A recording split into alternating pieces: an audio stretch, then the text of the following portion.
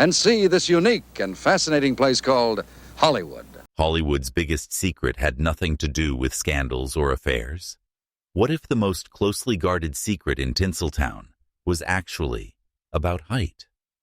For decades, movie studios spent millions of dollars lying to America about how tall their biggest stars really were. They dug trenches on movie sets. They hired only shorter actresses. They even bought special elevator shoes every few months for their leading men. One studio actually spent over $100,000 just digging holes in the ground so their star would look taller in movies. The truth is, some of Hollywood's greatest legends were much shorter than you think. And today, we're going to uncover the amazing stories of how these incredible actors turned what others saw as a weakness into their greatest strength. Get ready to see classic Hollywood in a completely different way.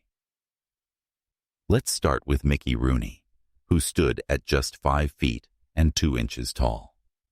That made him the shortest leading man in all of classic Hollywood.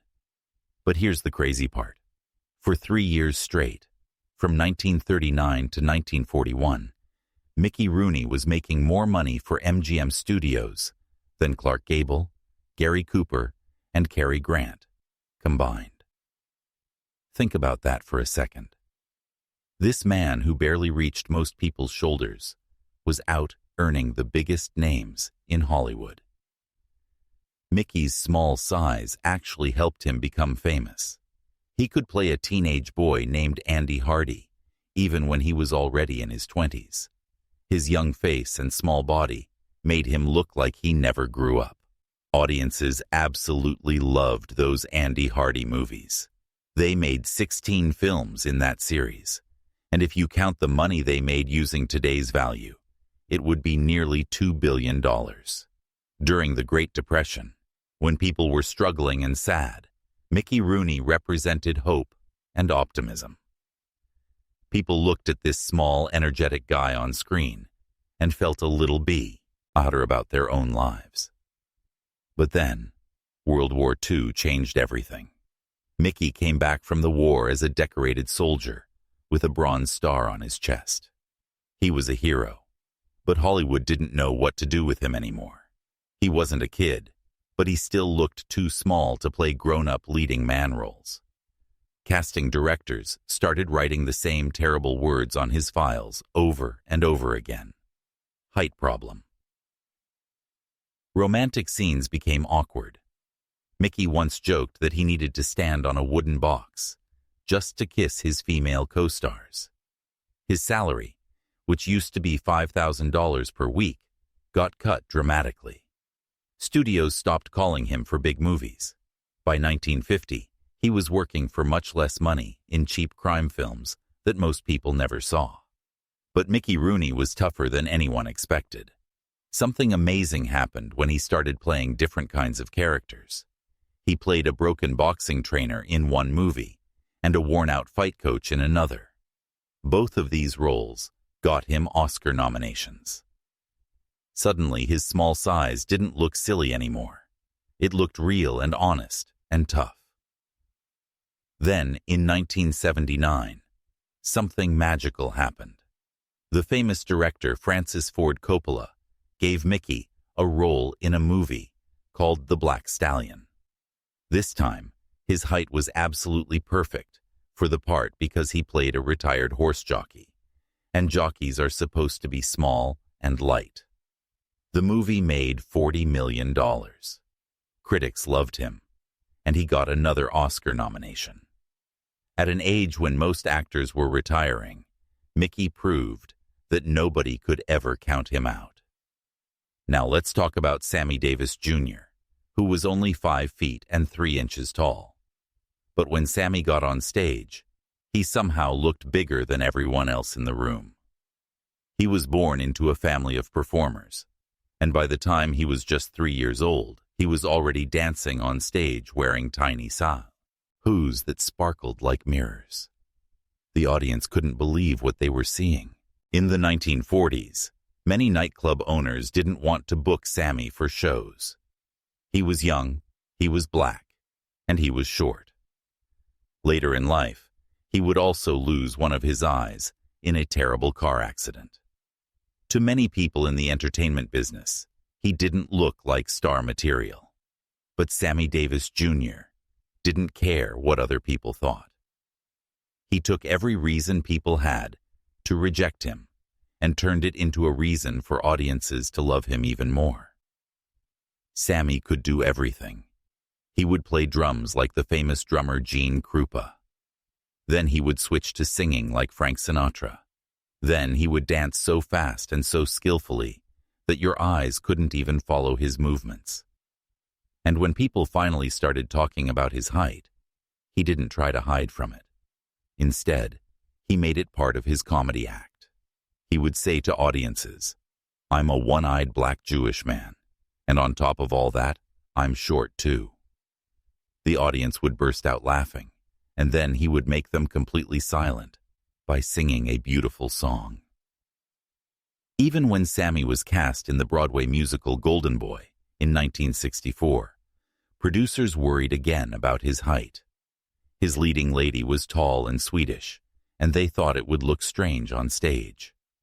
But Sammy didn't argue with them. Instead, he trained harder than ever before. He practiced boxing scenes until his punches were so fast they looked like a blur. He worked with lighting designers to make his shadow stretch across the entire stage. The show sold out every night before it even officially opened, and Sammy got a Tony Award nomination. One theater critic called him the littlest heavyweight in town. The story gets even better. In Las Vegas, some hotels once refused to let Sammy stay overnight in their buildings because of racial discrimination. But by 1968, everything had completely changed.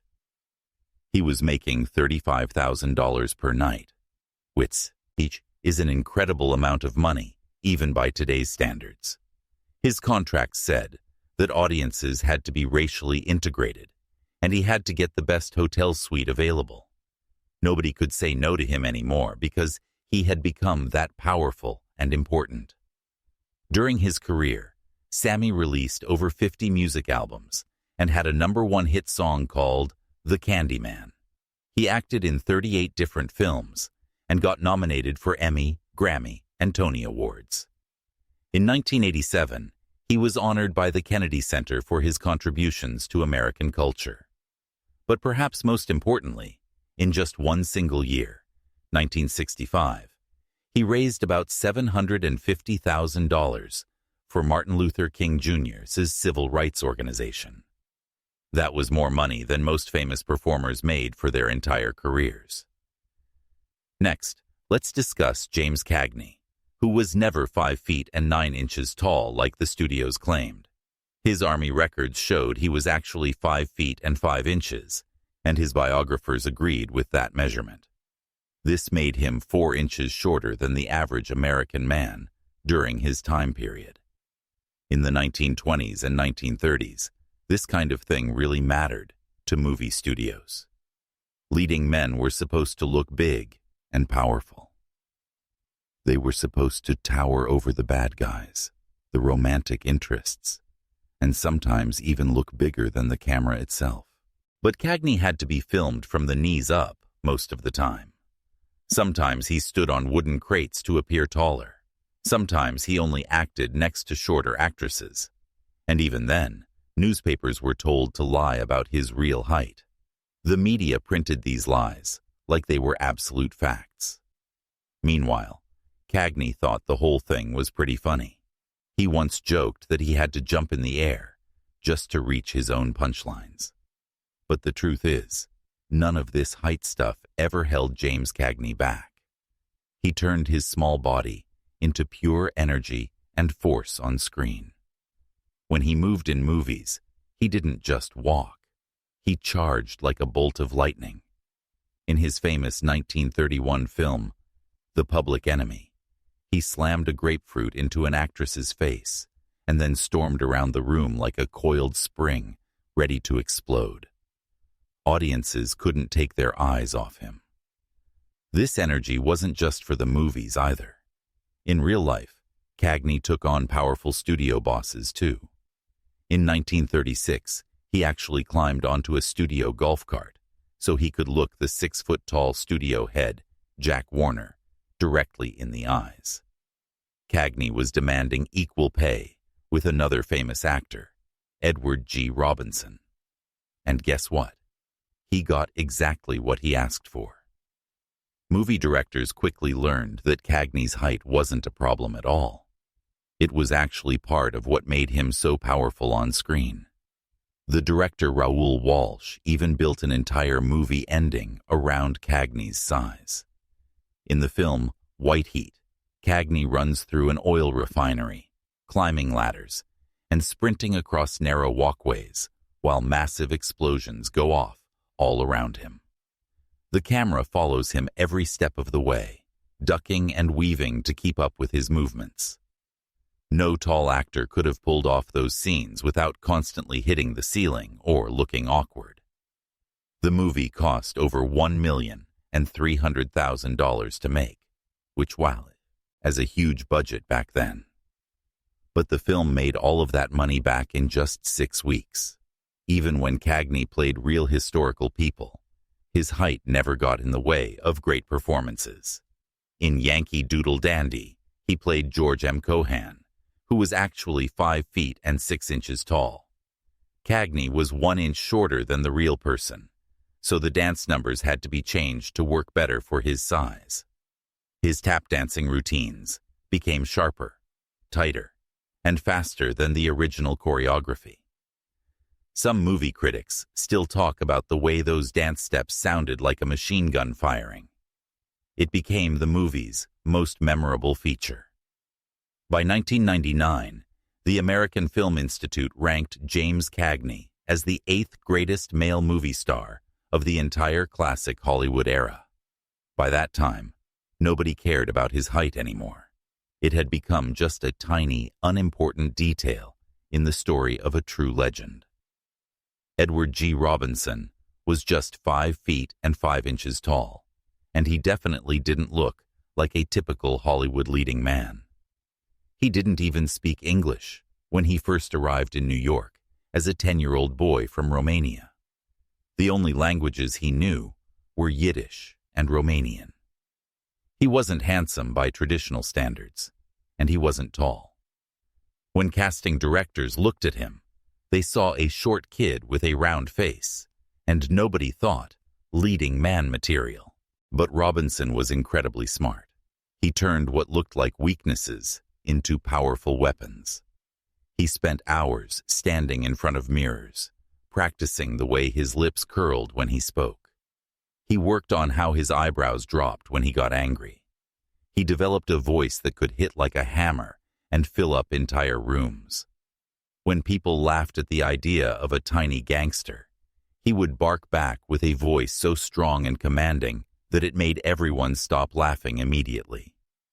Then came his breakthrough role in Little Caesar on January 9, 1931. Robinson played Rico Bandello, a ruthless mob boss, and something incredible happened. Audiences completely forgot about his height. He owned every single scene he appeared in. He didn't need to stand taller than the other actors because his presence somehow made them look smaller and less important. Time magazine wrote that Robinson's 5'5" frame fills the screen with menace, and that wasn't an exaggeration at all. Warner Brothers Studios got nervous about the movie. They worried that theater owners might not want to buy a crime film featuring a boss who had to look up at everyone around him. So they decided to lie about his height. The studio publicity department said he was 5 feet and 9 inches tall. They filmed him from low camera angles to make him look bigger. They made taller actors slouch or sit on stools during scenes with him. But the box office numbers told the real story. Little Caesar cost about $280,000 to make. It earned more than $1.5 million right in the middle of the Great Depression, when most people had very little money to spend on entertainment. Robinson didn't just prove the studio executives wrong. He completely rewrote the rules about what a movie star could look like. By 1933, Robinson was earning $85,000 per film, which is close to $2 million in today's money. And he didn't just get a big paycheck. He got something very rare in Hollywood: script approval power. This meant he could say no to roles he didn't like, and he could demand changes to movie scripts. This kind of control was usually only given to huge stars, like Clark Gable. During World War II, Robinson's height became part of an even bigger story. He volunteered for dangerous USO tours to entertain American troops on the front lines. When people asked why he would take such risks, he joked that a 5'5" target gives the enemy soldiers half the chance to hit me. Behind that joke was something very real and brave. Over the years, he donated more than $250,000 to anti-fascist causes, fighting against the Nazi regime. He also built an art collection that was worth $3.5 million by 1956. Charlie Chaplin stood at only 5 feet and 5 inches tall, making him 4 inches shorter than the average American man in the 1920s. Back then, most people believed that movie stars had to be tall and commanding to look good on the big screen. But Chaplin had a different idea. He decided to turn that whole concept completely upside down. Chaplin created a look that actually made him appear even smaller than he really was. He wore huge baggy trousers, a coat that was too tight for his body, a tiny hat, and carried a thin walking cane. This outfit made him look like a child wearing grown-up clothes that didn't fit properly. But when he started moving and performing, everything changed completely. He would run, spin around, trip over things, and dance with wild, uncontrollable energy that was absolutely mesmerizing to watch. In his famous film, The Kid, Chaplin ran alongside tall police officers, but somehow the camera couldn't look away from him. He made audiences completely forget about his small size through the power of his performance. Movie directors actually had to pull their cameras back just to fit all of his energetic movements into the frame of the film. That short height became his secret weapon for success. In 1923, he earned $125,000 for the movie A Woman of Paris. That was 5 times more money than Douglas Fairbanks earned, and Fairbanks was 5 feet and 9 inches tall. Chaplin's popularity with audiences was completely unmatched by any other performer of his time. Behind the scenes, studio documents revealed something very interesting about Chaplin's height. Because he was smaller, movie cameras needed to use less film to capture his full body in each shot. This small detail actually helped cut production costs by 12%, which saved movie studios significant amounts of money. His size also made people feel emotionally closer to him as a performer. A research study done at Columbia University in 1925 discovered something surprising about audience reactions. When people watched Chaplin's film Easy Street, their bodies showed physical stress responses when a tall bully lifted Chaplin up by his collar. Skin sensors showed a 38% increase in stress levels among viewers. People felt protective of Chaplin. They desperately wanted him to win against bigger opponents. Chaplin was smart enough to understand this psychological connection with audiences. In his film City Lights, he faced off against a boxer who had much longer arms and could reach much farther. Instead of trying to fight with pure strength, Chaplin used clever footwork and treated the boxing match like an elegant dance. He dodged punches with grace and style. Even though movies had started using sound by then, his silent performance still got loud applause from theater audiences.